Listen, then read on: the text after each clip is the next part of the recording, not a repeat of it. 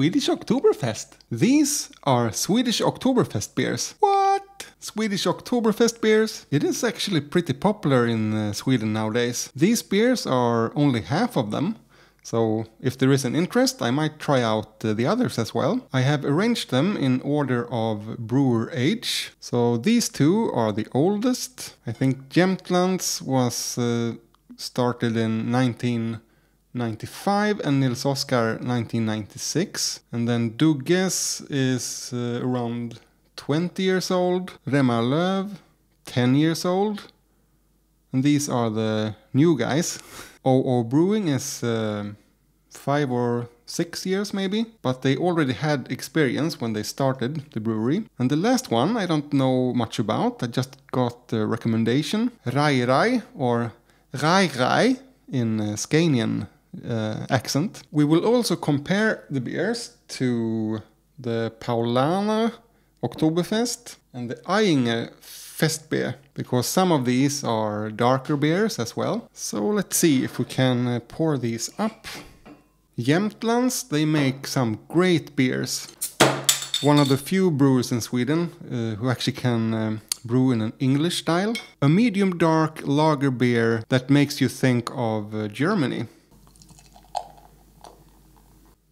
Yeah, I guess somewhere in between Helles and Märzen. Nils Oskar, famous for their lager beers.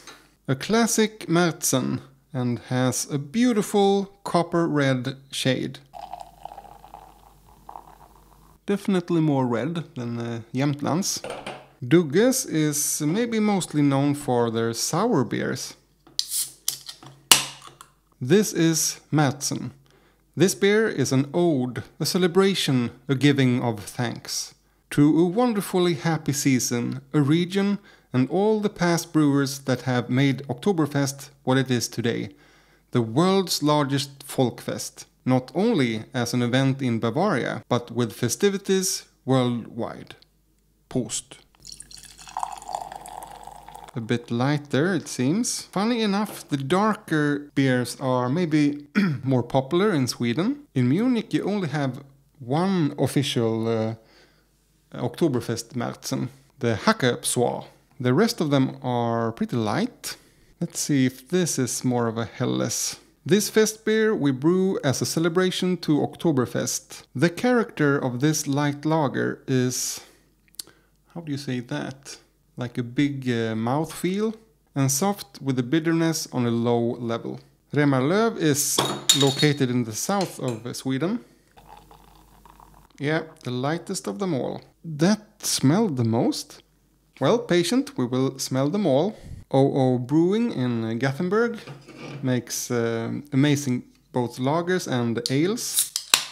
It doesn't say anything, just Festbier. Also a light one. And RajRaj, also from the south of Sweden. A funny detail is that in Scania, or Skåne as we say in Sweden, in the south parts of Sweden, they also have the same, the throat R as in Germany. So this beer is called These Pretzels Are Making Me Thirsty. And pretzels in German is pretzel, I think. You notice the same R, pretzel. So a double connection to Germany, you might say. These pretzels are making me thirsty. Isn't that a Seinfeld quote? I think Kramer got a part in a Woody Allen movie, and that was his only line. Also a bit darker. Doesn't this look inviting? Okay, Jämtlands. Syrupy. What's it called? Caramel? Well, you know that candy that gets hard? Let me look that up. Butterscotch. It smells like butterscotch. And bready, of course. Sweet, dark bread. Maybe a bit of that raisin fig note as well. Nils Oskar. A bit more harsh note. A bit more intense. Nils Oskar's lagers can be pretty bitter and dry. It feels a little bit like something isn't really clean. You know, if you leave your dish, this one, which you wipe your tables, that can turn sour. It's a little bit like that. But there is some dark bread, raisin, syrupy note there as well. But wow, what a difference. This definitely smells more inviting. Dugges. Even more butterscotch. No, less. You can get so confused. Yeah, less of that sweetness and more of... So that's the thing. If I forget about Jämtlands for a moment, smell my elbow. And then... Yeah, dark bread, syrup, but also something floral. Spring flowers. Okay, this was Remmarlöv's, also Scanian accent. Nothing of those syrupy raisin notes at all. Very yeasty. A bit of those salami notes you can find in Hefeweizens, OO Brewing. You have the butterscotch again and strawberries. If you have ever made strawberry jam, you boil the strawberries and it kind of gives this smell. Oh man, I'm getting really thirsty now. We'll have to smell this one. RajRaj, syrupy. I think I smelled the strawberry again. A bit more intense than the OO. Okay, now I must go back to Jämtlands. Is there any strawberry? Not really, but now I'm really looking for it. Okay, quick sniffs. Okay, I think Jämtlands had the most inviting smell, this one. And number 2 was OO Brewing. But it's a bit toned down. Both the Nils Oskar and a little bit of the Remmarlöv smelled unclean. Hopefully that changes in the taste. Alright, should we start from this side instead? So this was RajRaj. These pretzels are making me thirsty. Prost, cheers, skål. Alright, I kind of enjoyed that. Now all I can think of is boiling strawberries. This actually makes me think of Belgian ales. It is a lager, right? It is a lager, but it is also 6.5% ABV. So maybe that intense alcohol is also something that makes me think of Belgian ale. Okay, OO Brewing, Festbier. Also pleasant and have a nice malty aftertaste. Yeah, it really lingers. A sweet, malty, caramelly aftertaste. Let me just grab some water and try the RajRaj. I didn't feel the malt in the same way. Yeah, maybe that's why my mind went to the Belgian ales. It doesn't have that malty finish. So let's dig into maybe the only blonde beer in the bunch. This was Remmarlöv Festbier. I can still feel a bit of that dirty, sour nose. It's not really in the tasting, but when you drink you have to inhale as well, right?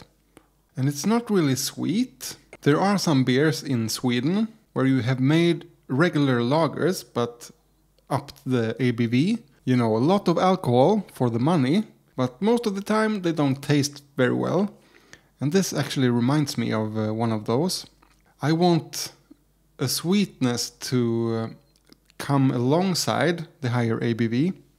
I'm not really a fan actually. And also the maltiness is low, especially in the aftertaste. Oh, I can feel in my belly the alcohol is going down. But let's move on to Dugges. It's nice. Syrup, raisins, orange. Not a lot of malt actually. It's like the nose promising malt, but you don't get that much. There is some late in the aftertaste. It almost feels like an English ale, actually. Nils Oskar.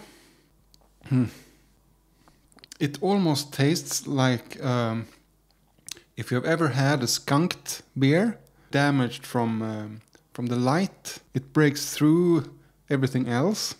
The aftertaste is nice. There you have one of the breadiest of these, together with the syrup and pretty high bitterness actually. This is probably the most bitter of all these. You know what? I have another in my fridge. Let's pour this one out and try the other one. This one is brewed in May. Let's try another bottle. This is the exact same batch. But just in case there was something wrong with that particular bottle. It smells better. I don't know if it's because it's colder. Let's let it rest and mellow and go on to the Jämtlands. This was the one with the most inviting smell. Oh, it smells so good. Prost! Cheers! Skål! It's wonderful. It's very soft, almost no bitterness. You have that butterscotch, but it's super smooth. A nice, long, lingering, syrupy aftertaste. It's not as malty as I expected, but I don't really mind. Which one was the maltiest? It was OO's, right? Let's compare with this one. Ah, now it has disappeared. Wasn't this the malty one? Maybe it was, but now I think they are kind of equal in the malt amount. The OO is also a bit more intense in the lemon notes and it's some sort of bitterness there. The Jämtland is just so smooth. And I think if you make some sort of Festbier, the beers are supposed to be drunk in a high amount. So it has to go down silky smooth, in my opinion. And Jämtlands really does that. Okay, let's give Nils Oskar another go here. It's still there. It feels like it has been skunked. It's colder this time, so the flavors are a bit more camouflaged. And this beer is only 5.5% ABV, so really in the lower range. But you know, maybe I'm not experienced enough yet. The other week I tried a farmhouse ale. It was named Baba Yaga, and it tasted like ammoniac and let's see, what's the translation? Lingonberry drink. And some people love that flavor. Oh, I almost forgot. We have to compare. I don't know if it's any use of comparing to the Paulaner, because almost all of these beers were more in the Märzen style. So maybe it's enough if we compare with the Ayinger. The only really blonde tasting beer was the Remmarlöv, but it didn't really resemble an October beer to me. And even though the OO brewing is lighter, it tastes more like a Märzen. Ayinger, I have a bit of a confession. I have never tasted this one. Now correct me if I'm wrong, but the Ayinger Festmärzen is a typical Oktoberfest beer. But because it's not one of the official Oktoberfest beers, they can't name it Oktoberfest. They have to write out Festbier or Festmärzen. Of course, in Sweden, we don't care. We can name our beers Oktoberfest beer if we want to. I would have loved to try out the Hackepså Oktoberfest Märzen, which is an official Oktoberfest beer. But for some reason, they don't want to export here. Hackepså, why do you hate Sweden? Alright, let's give Ayinger a taste. This is of course the role model, even though it isn't an official Oktoberfest beer. Many people consider this to be one of the best Märzens in the world. The same syrupy notes, but it also has a more intense malt nose. If we compare it to my favorite here, Now I get some brandy notes. Did we check the ABV on this one? Maybe it's because it's getting warm now. The Jämtlands is only 5.0%. Incredible. Let's pour some more in. To be perfectly honest, Jämtlands smells more inviting. But it could be me confusing the styles. How different is a Märzen from an English ale, for instance? Except for the bitterness. English ales can be pretty bitter. Okay, Prost, cheers, skål. Alright, this is definitely the maltiest of all of these. And I'm also thinking more rye bread than dark syrup bread. It's beautiful, but it's different. If the Swedish brewers are trying to copy this one, no one has succeeded. But the crazy thing is, I think I prefer Jämtlands. This is so drinkable, but I know they have had, I think he is back actually, a brewmaster from Great Britain. To be honest, I would have guessed an ale actually, but it says lager. The Ayinger definitely has the most intense malt quality, especially in the aftertaste. Earlier I said 00 was the more malty of them. Let's see if I can find that again. It's just too intense, too much lemon, too much bitterness. Of course, you can put your own twist at the Oktoberfest beers. The brewers can do whatever they want. And it's a great thing to experiment, I think. But because this is branded as an Oktoberfest beer, you see with the pattern here is the Munich pattern. Maybe it should be a bit more in the style. If I should recommend one Oktoberfest beer from Sweden, it's Jämtlands Oktoberfest beer.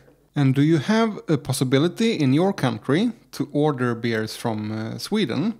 Let me know in the comments. When you click into this playlist, you can see more of my Oktoberfest beer videos. And remember, drink responsibly.